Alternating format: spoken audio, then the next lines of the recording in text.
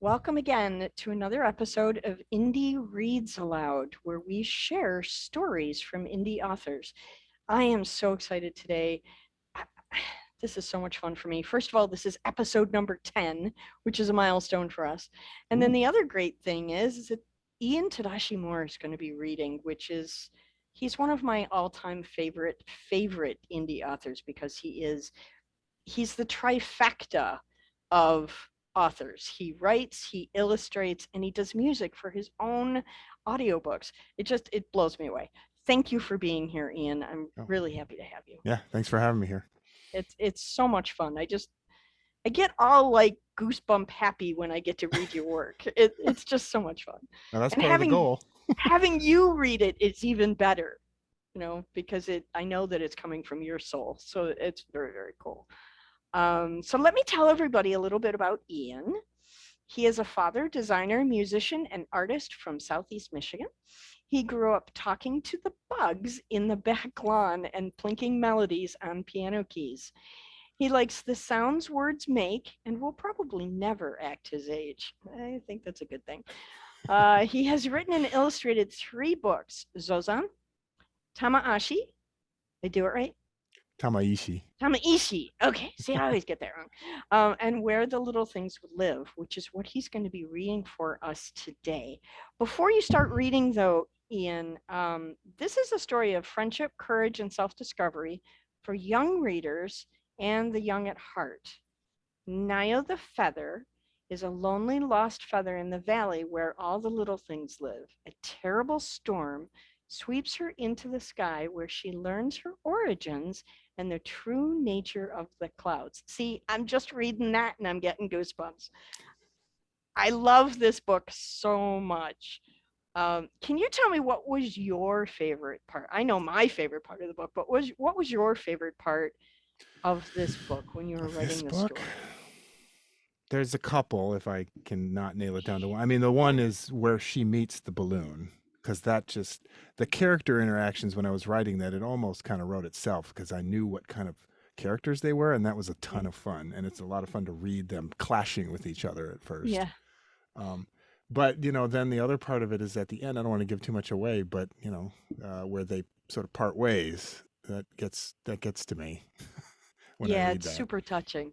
It is. I'm so glad you're here. I love that I get to share indie authors that I love with an audience that maybe has never heard of you before, because I get to be genuine in my adoration. So thank you for allowing me to do that. Oh, well, thank you for letting me read here. Whenever you are ready, Ian, please read aloud.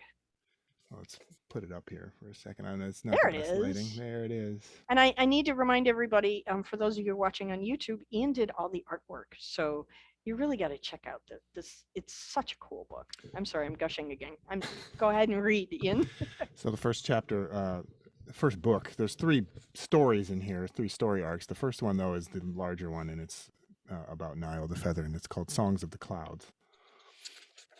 And we'll start that.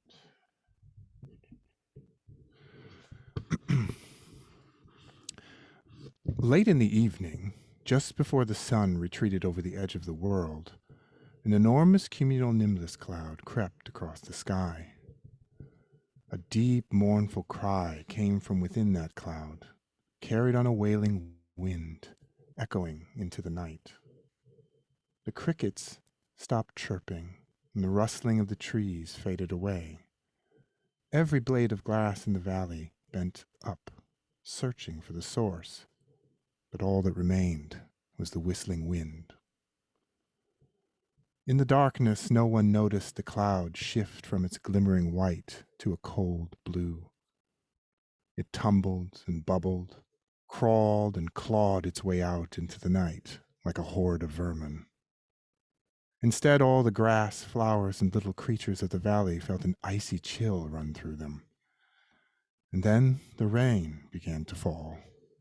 A storm was coming, a bitter storm like no one in the valley had ever seen. Chapter 1, Severed Sky. Like every other morn time, Naio the feather found it impossible to take her eyes off the clouds. She spent her days peering out through the tops of the grass, following the fluffy patches of white drifting across the sea of blue, watching and wondering. She loved how the clouds changed shape, sometimes drifting after them through the grass on a breeze to see what they might become. Those hours and days spent contemplating the clouds somehow cleared her mind of the question that would not go away. Why am I here? This morn time, however, she awoke to a severed sky. One side still burned from the awakening sun, while the other was a shroud of mottled gray-blue clouds, smothering out the light. Inside, she felt similarly conflicted about what to do. She studied them, hoping the clouds she expected to see would somehow magically appear. But as the clouds crept closer, so too did an uneasy feeling that she was all too familiar with. What an unfortunate sky, she said as she tried to forget. And that wind. Ting, ting. A flower next to Naio rang a reply with her tiny bells. What's that, Lily? You don't think it's safe? Ting, ting, ring, ring. Frozen grass? Unable to move? She looked around at some of the surrounding blades. All had concerned looks on their faces. Oh, that sounds dreadful. Ting, ting, ting. Maybe things will get better.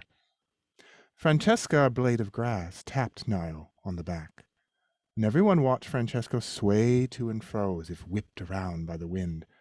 She stopped moving and looked right at Naio. Are you sure? said Naio to Francesca. It will all be fine.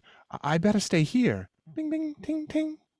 But before Naio could answer, somewhere in the grass, a cricket chirped out a count.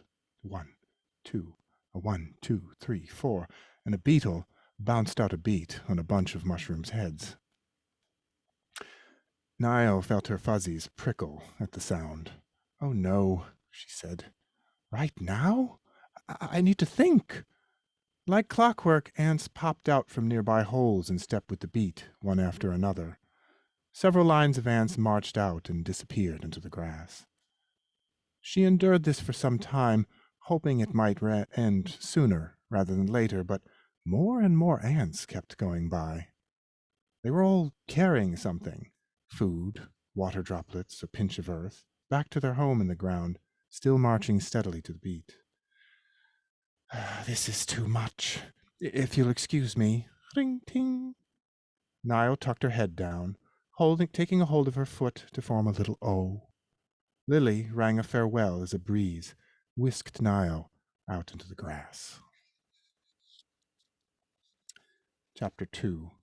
Up and Away. Naio unfurled and propped herself up against a new group of grass, far from all the noise.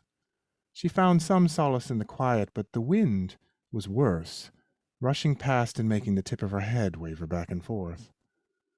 Looking at all the grass around her, she heard another familiar question in her head.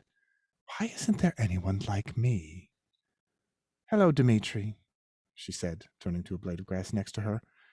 Do you ever feel out of place? You know, not that you don't belong so much as you belong somewhere else? Dimitri considered the question, looking at the other blades wiggling in the wind. He turned back to Naio and shook his head. Of course not, sighed Naio. Everyone here is like you. Well, almost everyone. She noticed a single ant speeding by. A sudden lash of wind made the ant tumble head over heels, disappearing into the thick of the nearby grass. What are you doing out here, Naio? Find a place to hide. A large, short mushroom startled Naio from behind. Must you yell, Andrews? She winced, turning to glare at him. I'm trying to figure out what to do.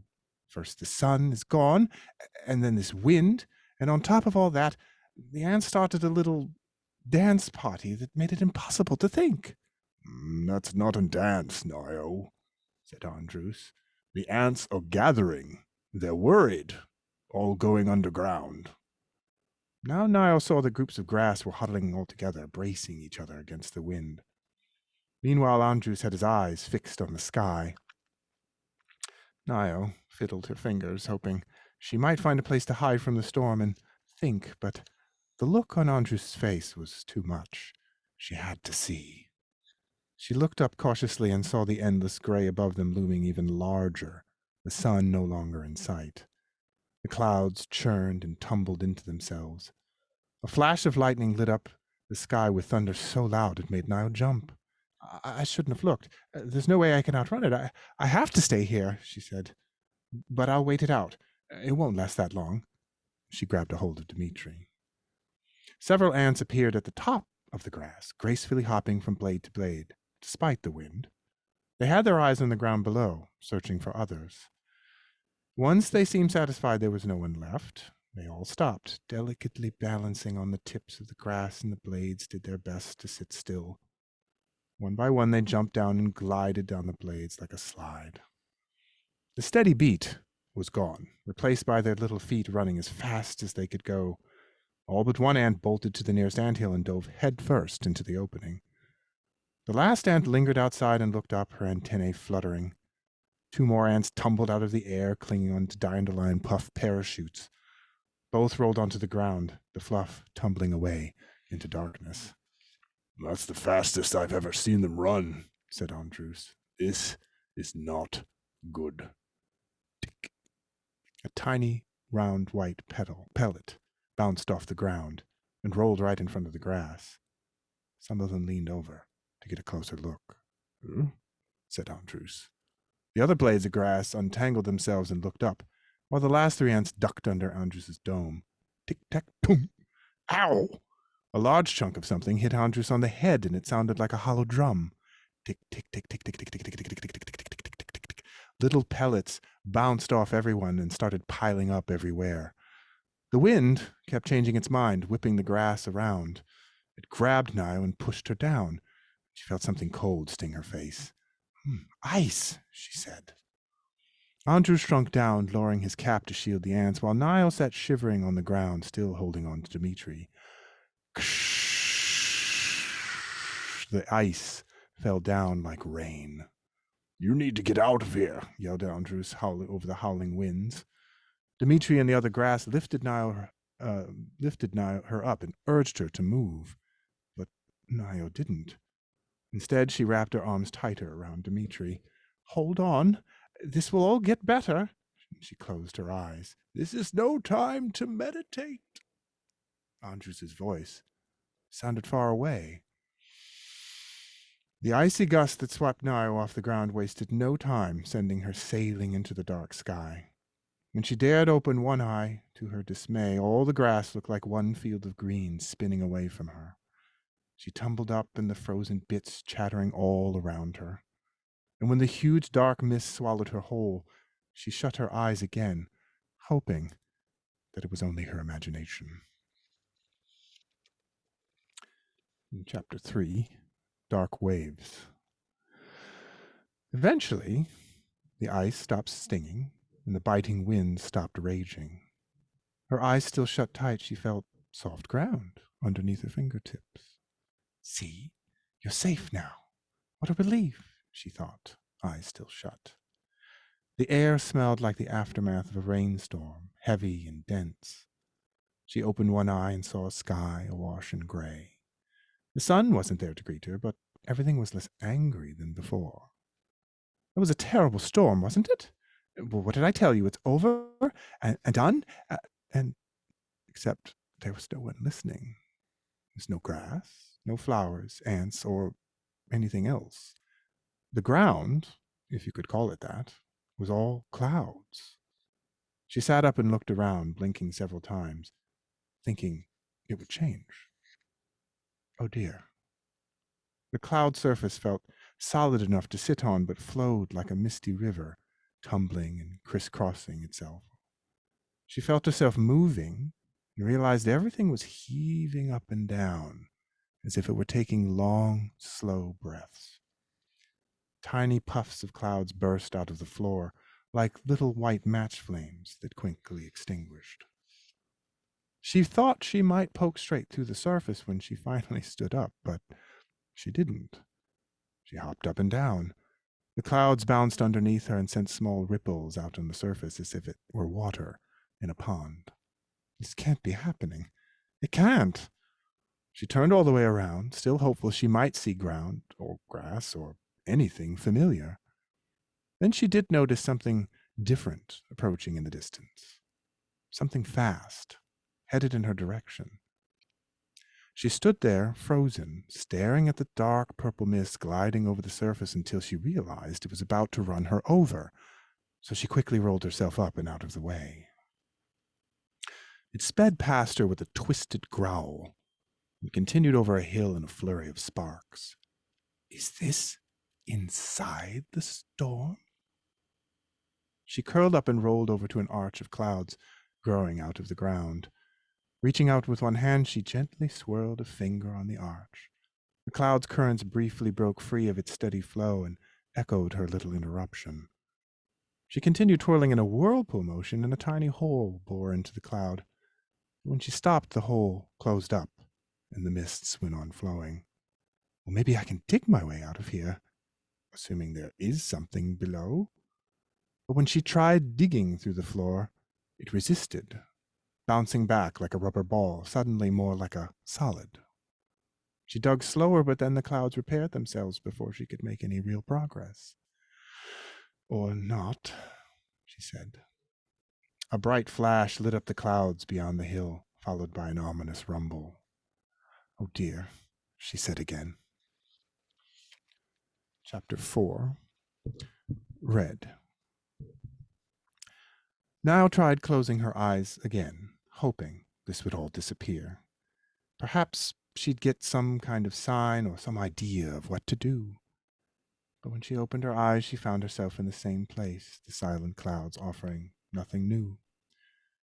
The dark wave that had passed by left a black and purple scar behind it, trailing off to the horizon. Naio drifted closer, and it seemed alive, spitting and popping with sparks of lightning, crawling out as if it were infected with electric worms. It pulsed and clawed at the rest of the clouds. She traced the trail with her eyes back from where it had arrived to an enormous cloud mountain looming in the distance. An endless stream of sinister mists, more like bubbling smog than clouds, spewed out into the sky above the mountain. And even though the sight of it made her uneasy, she was drawn to it, if for no other reason than how different it looked from everything else. She rolled over hills and through arches, down into valleys and through tiny cloud tunnels, following the dark trail. It kept erupting with lightning inside, its surface jerking around like a trapped animal. What is this? She finally said as she slowly reached out a hand to touch it. A bolt of lightning popped out but missed, the shock sending her tumbling backwards. She stared at it from a safe distance for a moment, making sure it wasn't going to come after her. So fixated, she didn't notice the bright splash of red pop out of the clouds behind her. Ah, hello, greetings. Yes, it's good to be out of that awful storm, but hey, where am I now? Would you possibly, I don't suppose you could help me out? A red balloon with a white string dangling beneath it spun into the air. How's that? Asked Naio. Grab my string, quickly now. Naio rolled up, darted towards a bump in the clouds, and zoomed high enough to grab the end of the balloon string with one hand. Her other hand quickly followed. Both Naio and balloon drifted back down a few inches above the cloud floor, with Naio hanging on the end. Ah, good, it said. I thought I was going to float away. Now then, thank you. Not exactly sure where this is. He turned all the way around on its own, taking Naio with him on a little spin. Where am I? Who are you? What are we doing? Wait, where am I? One question at a time, said Naio, getting dizzy. I'm not sure where we are. The balloon's face scrunched up, and it sounded like you might imagine. Sorry, that probably doesn't help much. My name is Naio. Pleased to meet you, I guess. I don't know what I'd do without you. I owe you one, maybe 2.5. There was this awful, terrible, atrocious storm. I was floating about when this no good, ghastly wind yanked me into the sky. Quite literally changed my whole world. All that hail and cold and wind and cold and ice and cold. It was very cold, tossed about, and here I am. And You certainly like to talk, said Naio, tugging on the string. Must you be so frantic? I'm not sure I know what you mean. Why wouldn't I talk? If I don't talk, you don't know what I'm thinking. And if you don't know what I'm thinking, how are we supposed to be best friends? You do want to be best friends, don't you? Of course you do. There's no reason not to. The balloon dragged her along with him as he floated back and forth as if nervously pacing. I think I've heard quite enough of what you're thinking. For goodness sake, allow yourself a breath now and then. And so the balloon did. Heard him take a deep breath, and he expanded slightly, but a moment later he was back to talking. I've been floating for maybe hours, maybe days, months perhaps. I lost track of time. Normally I have a bit of control over ups and downs, you see, but this storm was like nothing I'd ever seen, and now I'm here wherever this is. Where is this? Where are we? What are we doing again? Oh my, what's that? Another dark wave cut across the clouds past them and careened right into a hill, shattering it into mist with a thunderous boom, leaving behind a pulsing purple pustule burning with electricity. I don't know, but it came from that direction, said Naio, pointing towards the distant mountains. I want to know why. Really? Are you sure? I see far few more places where it might have come from. Quite a lot of those frightening-looking trails of... no problem. No problem at all. I've seen far, far worse. Much more frightening things than that. Big, scary, terrible things, but I'm not scared at all. No, nope. So I guess...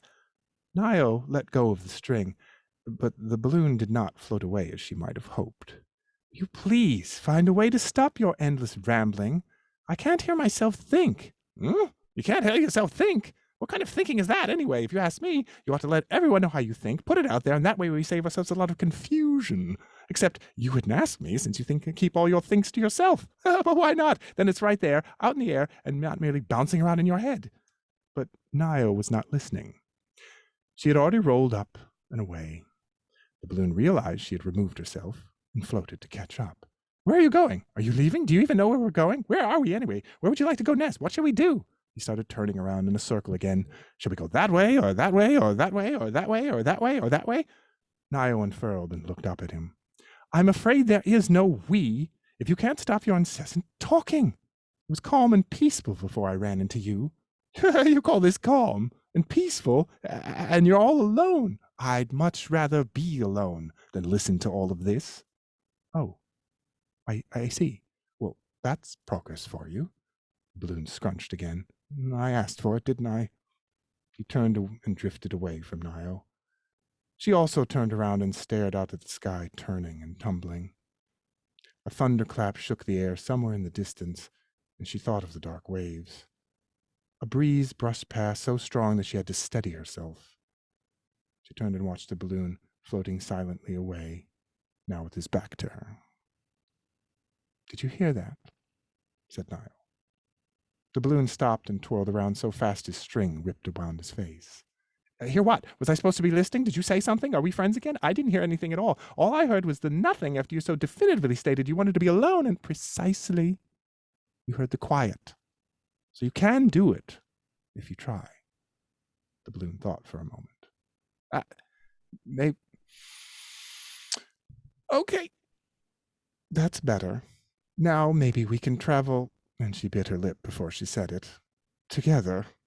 I think if you float and I hold on, it'll be faster, and we can figure out what's going on here. The balloon seemed to let all his air out with relief. Oh, certainly, most certainly, yes. That way you'll be safe with me. Why, one time I challenged a blue jay to a race, and don't you know he got so tired he gave up? Of course he did. What did you say your name was? Name? What's a name? Do you have a name? I already told you. It's Naio. I'll call you Red. How's that? A fine thing. Luxurious even. I like it. No, I don't like it. I love it. No, I don't love it. I love it. It's like more than anything else in the world, positively the best. Naio turned back to the mountainous clouds and the spewing sky. I don't like the look of that, but maybe we'll understand where we are. She felt Red shiver as they floated off. I don't like it either. I mean, you shouldn't be so scared. That's wonderful. I love hearing you read. Oh my gosh. So fantastic. Well, he's a lot of fun to read, let's be real. He is a lot of fun to read. Thank you so much for coming to our little story circle today. I'm greatly appreciative. Thank you so much. Absolutely. Well, thank you for the opportunity. Anyone listening, if you're interested in hearing more from Ian, or you'd like to investigate his other stories, which I'm hoping he's going to come back and read for us from those as well. Oh, are you kidding? Of Uh, course. awesome, cool. So check the story notes and you'll see links on how to find Ian and his website and his buy links and all that fun stuff, and his artwork as well. So um, visit the story links to learn more. And Ian, we look forward to having you back and read again for us. When I get that reprint, I'll be back. That's for sure. Perfect. Thank you so much for your time today.